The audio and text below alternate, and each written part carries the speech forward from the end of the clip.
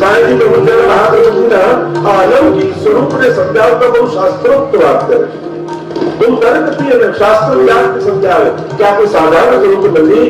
આ પ્રગટ પુરુષોત્તમ પોતે તો બનાવ્યા છે, પણ આ પુરુષોત્તમ પણ રસાત્મક પુરુષોત્તમ બનાવ્યા છે.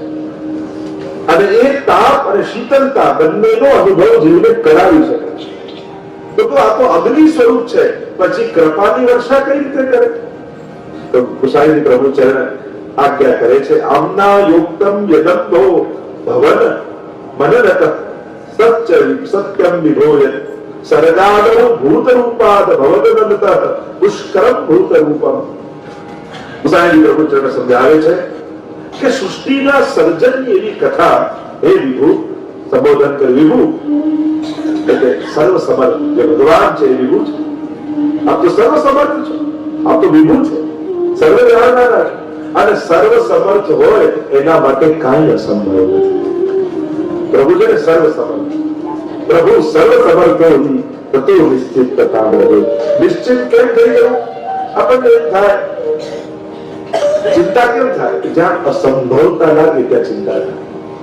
હવે તો મને કોઈ નહીં બચાવી શકે, હવે તો મારું કોઈ ઠીક નહીં કરી શકે, હવે આ મારા સંસારમાં આવું કોણ સુધારવાનું, આનું તો આમ થઈ ગયું, આનું આમ થઈ ગયું.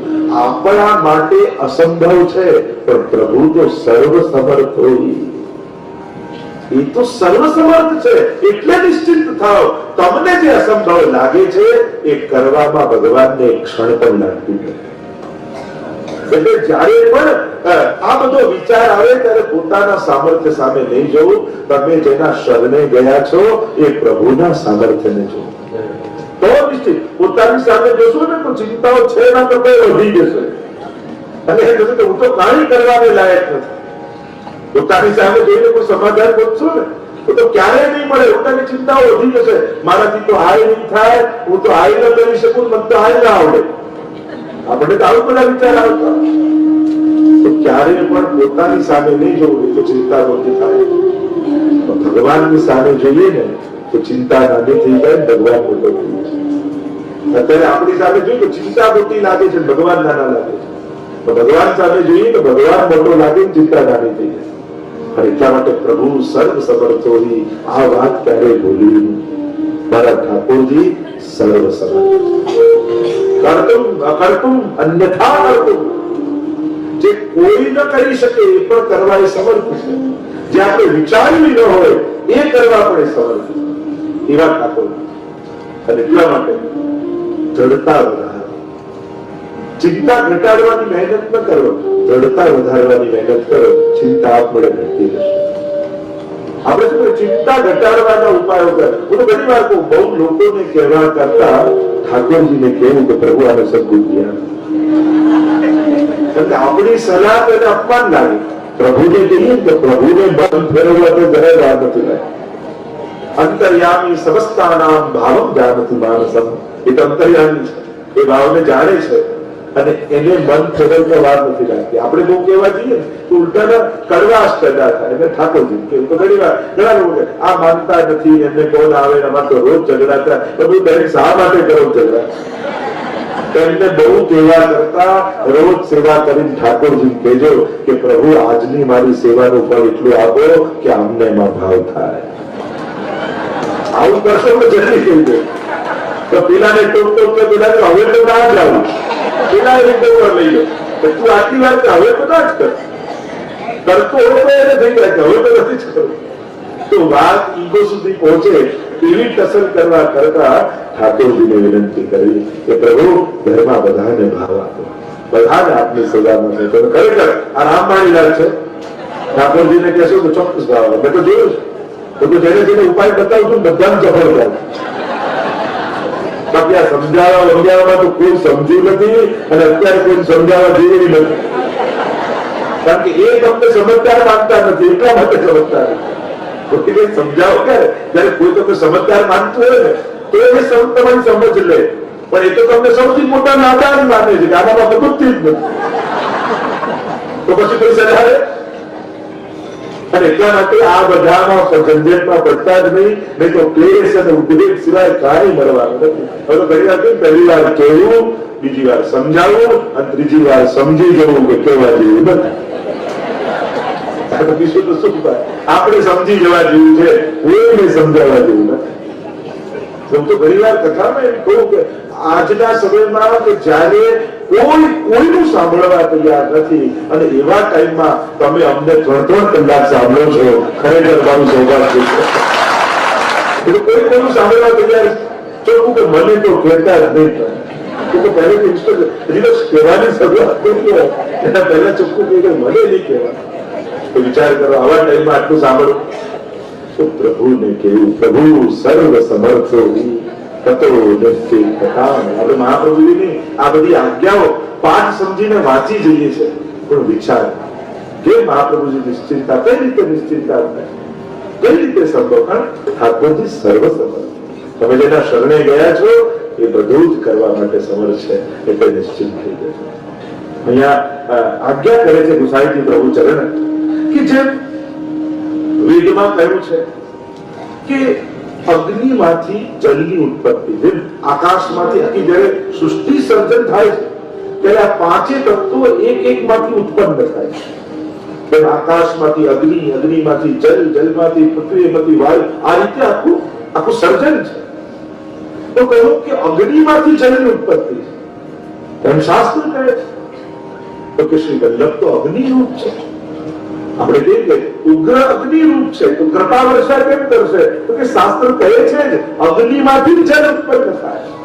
એટલે આ ઉગ્ર રૂપ અગ્નિ રૂપ શ્રી વલ્લભ છે અને એટલા માટે જ એમાંથી જ કૃપાની વર્ષા થશે, એમાંથી જ કૃપાનો જલ વરસશે અને તમને ભીજાવશે. એમ શાસ્ત્ર આજ્ઞા છે. એટલે ગુસાઈજી સમજાવે છે કે જેમ ભૂત રૂપ જળ અગ્નિમાંથી, ભૂત રૂપ જળની ઉત્પત્તિ થાય છે, એમ કેવલ આનંદમય સ્વરૂપમાંથી આ પૃથ્વી ઉપર સદાનંદ શ્રી કૃષ્ણની સેવા રૂપી રસ સાગરની ઉત્પત્તિ થઈ. જેમ જળમાંથી જળ પેદા થાય એમ જ આનંદમાંથી આનંદ પેદા. કાર્ય કારણ અભેદાત જે બ્રહ્મ સૂત્ર છે, એટલે અહીંયા કહ્યું આનંદિત સ્વરૂપ તદ અખિલમ ઉચિતમ હેતુ સામ્યમ હિ કાર્ય. જે હેતુનું સામ્યતા છે, કાર્ય કારણ એકરૂપતા, જે સમાનતા શાસ્ત્રોમાં કહેવામાં આવ્યું કે જેમ બ્રહ્મ સત્ય છે તો બ્રહ્મમાંથી પ્રગટ થયેલું જગત પણ સત્ય છે. એમ મહાપ્રભુજી સમજાવે છે સોનું છે એમાંથી કુંડળ બનાવો, કુંડળ પણ સોનું છે. કારણ અને કાર્ય અભેદ છે.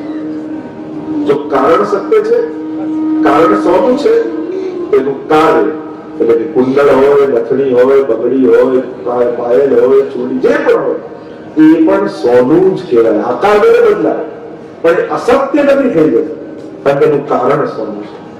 એમાં જળમાંથી જળ જન્મે અને આનંદમાંથી આનંદ જન્મે.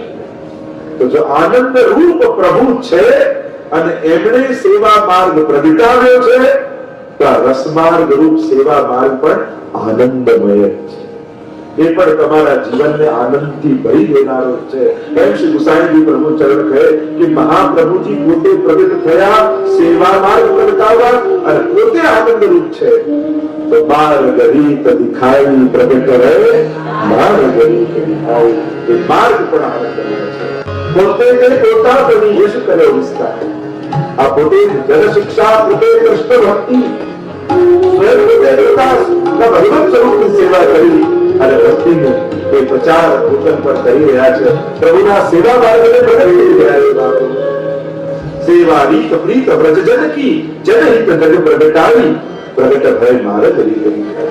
આ વ્રજ ભક્તોની રીત અને પ્રીત આનંદસ્ય હરે લીલા મહાપ્રભુજી કહે છે. પ્રભુની સઘળી લીલાઓ આનંદ છે અને જેના કારણમાં આનંદ હોય, જે પોતે આનંદ માત્ર કરપાદ મુખોદરાદી એમ વેદ પરમાત્માનો વ્યાખ્યા કરતો હોય કે બ્રહ્મનું સ્વરૂપ શું છે, તો કે આનંદ માત્ર કરપાદ મુખ ઉદરાદી, જે સર્વાંત આનંદમય છે. એવા ભગવાનમાંથી, એવા મહાપ્રભુમાંથી આનંદ જ પ્રગટ થઈ છે. એટલે મહાપ્રભુજીનું પહેલું જ નામ આનંદાય નમઃ, પરમાનંદાય નમઃ. આનંદરૂપ પરમાત્મા. એટલે તો નંદ મહોત્સવમાં આપણે કહીએ નંદ ઘેર એ આનંદ કોણ છે? વેદમાં આનંદ વર્ણિત છે એ નંદ બાબાના ઘરે થયો છે. પણ જય કનૈયા લાલ કે કૃષ્ણ રૂપે પ્રગટ થયો અને એ જ નંદ બાબાના ઘરે પ્રગટેલો આનંદ લક્ષ્મણ ભટ્ટજીના ઘરે પ્રગટ થયો એટલે આનંદ આવ્યો, પરમ આનંદ આવ્યો. તો આવા આનંદ રૂપ પ્રભુ હેતુ સામ્ય ही कार्य એમ મુસાઈજી કહે છે. આ હેતુની સામ્યતા છે અને એટલા માટે गोकुलनाथ जी तो कहे कि धर्म तो बहुत है, उसकी मार्ग तो रस को नाम है. रस आनंद कृष्ण अपना समानार्थी शब्दों છે. रस કહો, आनंद કહો, कृष्ण કહો કે प्रेम કહો, આ બધા સમાનાर्थी શબ્દો. એક તો રસ, રસ સ્વામીનો અર્થ થાય સ્વામી ઈશ્વર, અને એમ કહીને પોતાની દીનતા બતાવી કે આપ તો સાક્ષાત પૂર્ણ પુરુષોત્તમ છો, અમે જીવ શું કરી શકવા, પણ આપના સાનિધ્યનું ફળ કેવું છે. સર્વોત્તમ સ્તોત્રમાં પણ નામ આપ્યું સાનિધ્યમાં પ્રદત્ત શ્રી કૃષ્ણ પ્રેમ. શ્રી મહાપ્રભુજી સાનિધ્ય માત્રથી કૃષ્ણ પ્રેમનું દાન કરનારા છે. અને એ જ વાત વિસ્તારથી સમજાવતા અહીંયા ગુસાઈજી આ શ્લોકમાં શ્રી વલ્લભના સાનિધ્યમાં કેવું ફળની પ્રાપ્તિ થાય એની ચર્ચા કરે છે. સ્વામી કહી અને પોતાની દીનતા પ્રગટ કરી, શ્રી વલ્લભ કહી શ્રી ઠાકોરજી સાથેનો અભેદત્વ બતાવ્યું કે જે સ્વામી છે, જે મારી સામે મારા સ્વામી રૂપે બિરાજ્યા છે, પ્રભુ અને મહાપ્રભુમાં કોઈ ભેદ નથી. આ એ જ સ્વરૂપ, એ જ રસાત્મક, એ જ આનંદાત્મક સ્વરૂપ બિરાજે છે. અને ત્રીજું અગ્ને કહ્યું, અને અગ્ને કહી અને સ્વરૂપ બોધ કરાવ્યો. સ્વરૂપ બોધ અગ્નિમાં જયારે કોઈ વસ્તુ નાખો ત્યારે મૂળ સ્વરૂપને પ્રાપ્ત થઈ જાય. કોઈ સોનામાં પણ ભેળવ્યું હોય તો એને મૂળ કાચું કરવા માટે સોનામાં નાખવામાં આવે. આપણે ત્યાં કોઈ પણ વસ્તુને સ્વચ્છ કરવા પણ પવિત્ર યા મૂળ સ્વરૂપમાં લાવવા બે વસ્તુથી સ્વચ્છતા થાય, આ અગ્નિથી, આ જળથી. એમાં જીવ જે હજારો જન્મોથી જન્મ મરણના ચક્કરમાં પડતો અનેક અપરાધોથી ગ્રસિત છે, એને શુદ્ધ કરવાના બે ઉપાય, કા અગ્નિરૂપ શ્રી વલ્લભના શરણે જાય, કા જલરૂપ શ્રી યમુનાજીના પાન કરે. આ બે દ્વારા એ પુનઃ પવિત્રતાને પ્રાપ્ત થાય. કાશી યમુનાજી એક કરી એક શ્રી યમને વાસ કુંજે, या श्री यमने के नाम अगदूर भाजे. અનેક 41 પદમાં તો અનેક રૂપે વર્ણિત કરવામાં આવે. શ્રી યમુનાજીનું નામ લે સોઈ સુહાગ યા અગદૂર ભાજે, પાપ અને તાપ બંનેને દૂર કરનારા શ્રી યમુનાજી છે. એ રીતે શ્રી મહાપ્રભુજી એ અગ્નિ રૂપ પવિત્રતા સિદ્ધ કરનારા છે. તો અહીંયા કહ્યું પ્રાણ પ્રેષ્ઠ વજાદીશ્વર વદન વિદ્રક્ષાર્તિ તાપો જનેશુ. શ્રી મહાપ્રભુજીનું શરણું યા સાનિધ્ય પ્રાપ્ત થાય એના હૃદયમાં પ્રાણ પ્રેષ્ઠ, પ્રાણ પ્રતિ વ્રજાધીશ્વર શ્રી વ્રજપતિ ઠાકોરજીના વદન એટલે મુખારવિંદ, વિદ્રક્ષ જોવાની આરતી, તાપો જનેશુ એ આરતી પ્રગટ થઈ જાય. એટલે કે શ્રી વલ્લભનું સાનિધ્ય ભગવદ વિરહ આરતીને પ્રગટાવનારું છે. મેઘ જો બેઠો છે પુરુષોત્તમ ફળ દેખ, એટલે સાકીમાં પણ કહીએ છીએ કે આ એવું વૃક્ષ છે કે ખરેખર કોઈ વૃક્ષના છાયડામાં બેસો તો તમને શીતળતા થાય. આ બંનેનો અનુભવ કરાવે છે. આ સૌથી પહેલા તો વિરહના તાપમાં તપાવે છે કે સાનિધ્ય માત્રથી તાપનું દાન ભગવદ વિરહ પ્રગટ થઈ. કારણ કે દુર્લભ ભગવદ વિરહ છે. સંયોગ સાનિધ્ય સરળ છે, પણ અનવસરમાં તાપ થવો એ દુર્લભ છે. એ કેવલ ને કેવલ શ્રી વલ્લભની કૃપાથી થાય. જ્યારે ઠાકોરજી વનમાં પધારતા અને ગૃહે ગૃહે ગોપ વધુ કદંબા સર્વે ધૃત્વા સપવાક યોગમ પુણ્યાની નામાની પઠંત નિત્યમ ગોવિંદ દામોદરમાં હરેથી. ગોપીઓ જે તાપ કરતી, તો એવો વિરહનો તાપ એ ક્યારે પણ સાધન સાધ્ય નથી. વિરહ સંયોગ માટે તમે સાધન કરી શકો કે આ રીતે પ્રભુની સન્મુખ થાઓ, પ્રભુ પાસે જાઓ, એના અનેક ઉપાયો છે, પણ વિરહ કેમ પ્રગટે એ દુર્લભ છે. એ કેવલ શ્રી વલ્લભના સાનિધ્યમાં આવવા માત્રથી એ આરતીનો પ્રાપ્ત થઈ જાય છે. અને મહાપ્રભુજીના અનેક પ્રસંગોમાં તમે જુઓ કે કેવા કેવા જીવો આવ્યા, વૈષ્ણવની વાર્તામાં આવે જાય અને વ્રજમાં લઈને આવ્યા અને એવો વિરહ પ્રગટ કર્યો, મૂર્છિત થઈને પડી અને મહાપ્રભુજીએ હાથ એની છાતી પર નાખ્યો અને કહ્યું એકદમ ભાનમાં આવી તું આ તો છેક નિકુંજ સુધી પહોંચી ગયા, પણ હજી ભૂતલ પર કાર્ય બાકી છે. મહાપ્રભુજી પાછા અનેક પ્રસંગો હરી તેરી અને ત્યાં જે વિરહનું દાન કર્યું છે, ચતુર્ભુજદાસજીને દેતા એવા અનેક જીવો વાર્તા સાહિત્યમાં નિર્તત આવત તાજ કે પ્રભુ તાજ બીજું કેવા વિરહ કરતા કરતા પ્રભુને પ્રાપ્ત થઈ ગયા અને બાદશાહ એટલું બોલ્યા કે जिनकी वस्तु હતી उनके पास गई।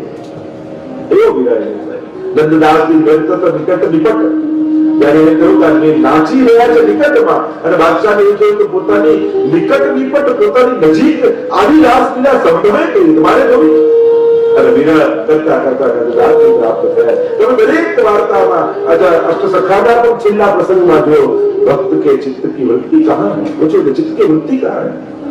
राधे बैठी तिलक सवारो ये युगल स्वरूप लीला में चिंतन करता करता खंजन नयन रूप रस वाटे ये विरह काम करता करता देह छोड़્યા છે તો વલ્લભનું સાનિધ્ય વિરહને આપનાર છે। અને કેવું કે આશ્ચર્ય એ વાતનું છે કે દષ્ટેસ્મિન મુખે પ્રચુર કરબુદત્તેન તચ્ચિત્રમેતત કે એમનું સાનિધ્ય ન હોય ત્યારે તો પ્રબળ વિરહ પ્રગટ થઈ જાય। કારણ કે વલ્લભના સાનિધ્યમાં કેવલ પ્રભુનો તાપ થાય પણ વલ્લભના અનવસરમાં સંતુષ્ટ ન હોય ત્યારે તો પ્રભુ અને મહાપ્રભુ બંનેનો વિરહ બંનેનો તાપ પ્રગટ થાય। આમ મહાવિરહ આપના વિયોગમાં અને આપની સંતુષ્ટ ન હોઈએ ત્યારે પ્રગટ થાય છે। એવું આપનું અત્યંત એવું સ્વરૂપ આપનું અત્યંત આશ્ચર્ય પ્રમાણ તચ્ચિત્રમેતત અને એ આશ્ચર્ય પ્રમાણનારું કે સદરૂપમાં વિરહ અને સદરૂપ ન હોય ત્યારે તો મહાવિરહનું પ્રાગટ્ય થઈ જાય, જીવન સ્વરૂપના વિરહનું પ્રાગટ્ય થાય એમ વર્ણન અનેક પ્રકારની આચાર્ય ટીકામાં કર્યું છે। કારણ આ વિરહ દાન આપવા જ તો ભૂતંતર પધારે, આજ તો ભગવાન રસ છે કારણ કે વિરહ રસ દુર્લભ છે। અત્યંત પુષ્ટિ महारस देह प्रगटे पुष्टि महारस महाप्रभु जी ना दिव्य स्वरूप में चंद्र समझावना श्री उसाई जी प्रभु चरण कहे कि आप छो कौन अज्ञान अंधकार प्रशमन पटुता क्या बनाए त्रिलोक्या अपने को परिणतते कभी भी रवि सदा वस्तुतः कृष्ण कि अपनी चतुराई पटुता श्री वल्लभ नहीं कि हे महाप्रभु आपकी चतुराई सेना है तो कि भक्तना अज्ञानना अंधकार दूर करवामां आप चतुर છો। ભક્તના અંધકારને હરી લેવામાં આપ ચતુર છો। શ્રી મહાપ્રભુજી જે જીવ શરણે આવે, જીવ જાણતો હોય કે ન જાણતો હોય કે મારું કલ્યાણ શેમાં છે પણ શ્રી મહાપ્રભુજી જાણે છે।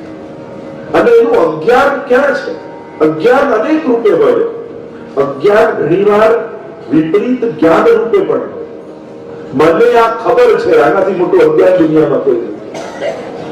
મને બધી ખબર હું જાણું છું આ સૌથી મોટું અજ્ઞાન આપણે ત્યાં કહે તો શ્રી વલ્લભ અજ્ઞાનને હરવામાં ચતુર ચતુર છે ને ચતુર કોને કહેવાય કે એને કરીને કામ કઢાવી દે એ હોશિયાર કહેવાય। મહાપ્રભુજી બે માં ચતુર અજ્ઞાન હરવામાં અને બીજું અદેય દાન દક્ષ કોઈ ન આપી શકે એવું દાન આપવામાં કેવા છે દક્ષ ચતુર છે। જેમ કોઈ દુકાનમાં બેઠો હોય અને હોશિયાર વેપારી હોય અને ગ્રાહક આવે તો કેમે કરીને માલ પકડાવીને જ છોડે। ના ના તમે તો બિલકુલ ઘરના છો આમ છો કેવી હોશિયારી હોય એ હોશિયાર હોય પોતાનો માલ કપાવીને જ રહે। એમ દૈવી જીવ આવે અને મહાપ્રભુજી જાણે કે આનું કલ્યાણ ભગવત સેવામાં છે કેમે કરી પ્રભુમાં પ્રીતિ કરાવીને એના માથે ઠાકોરજી પધરાવીને મહાપ્રભુજી કારણ કે એનું કલ્યાણ એમાં ચતુર છે। જીવ જાણતો નથી એને જે જાણતો જ નથી એને શું ખબર જાણે છે એને ખબર છે અને એટલા માટે મહાપ્રભુજી અજ્ઞાનના અજ્ઞાન વિવિધા દસ્ય જ્ઞાનાંજન સદા કર્યા ચક્ષુરુન્મિલિતમ યેન તસ્મૈ શ્રી ગુરુવે નમઃ। એવા મહાપ્રભુજી જ્ઞાનના અંજન શલાકાથી જ્ઞાનની શલાકાથી અજ્ઞાન આપ્યું પણ જ્ઞાન અંજન જે આંખમાં નાખ્યું હોય ને એને ન દેખાય। તમે કાજલ લગાડો તમારી આંખ ન દેખાય તો સામેવાળા એમ લાગે કે આજે આંખો બહુ સારી લાગે। આ જ્ઞાનનું આવું છે એને જ્ઞાન પ્રાપ્ત કર્યું હોય ને એને ખબર ન પડે કે હું જ્ઞાન છે પણ સામેવાળાને એને સુંદરતાનો ખ્યાલ આવી જાય કે આ ખરેખર જાણતા અને સોહી જ્ઞાન ભલો, કયું જ્ઞાન ભલું? અરે ચતુરાઈ તાકી સાચી, જો સેવા કરે ન કરે પણ શ્રી વલ્લભ પદ અનુસરે, ચતુરાઈ તાકી સાચી. હોશિયાર મને સેવા આવડે તો હું કરું, બધું જ બરાબર, પણ વલ્લભના ચરણોમાં દૃઢતા છે. જો એ નથી તો તારી સેવા પર ક્યાં સુધી સફળ થશે?